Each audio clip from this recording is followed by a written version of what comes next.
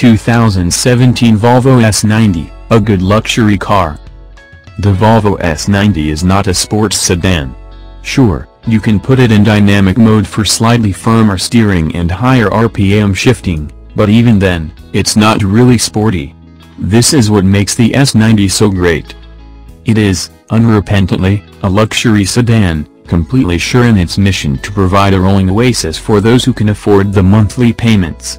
It might be the best car in the world for sitting in traffic.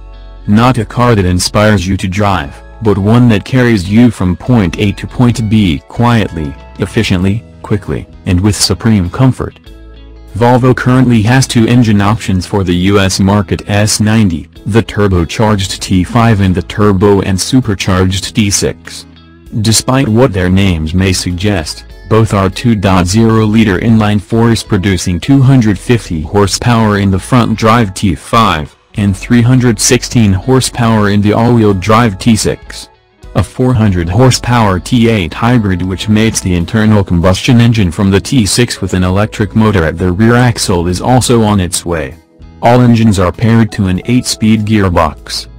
It's not hard to imagine luxury buyers shying away from a 4-cylinder in this sort of car, especially one with an as-tested price of nearly $67,000, but it works well in this application. Torque is abundant, and thanks to its supercharger, turbo lag isn't an issue. Off the line, there are moments when you can tell that this is very much a 4, but those times are few and far between. It's fairly refined too, with not much noise or vibrations transmitted to the cabin. You can thank the S90's ample sound deadening for that. This motor does work more effectively in the S90 than in Volvo's new XC90 SUV, despite their many similarities. The S90's slightly lighter weight means the power goes further. One place where the XC90 has the upper hand is overall ride comfort. My S90 tester came equipped with Volvo's $1,200 air suspension, but because of the sedan's packaging, it uses conventional springs at the front.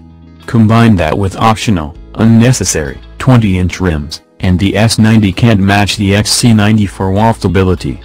The S90 doesn't have a harsh ride, and it's very composed over rough surfaces, but it's stiffer than you might expect for this sort of luxury car. After driving an XC90 on air suspension, you might be a little disappointed. Just a little, though.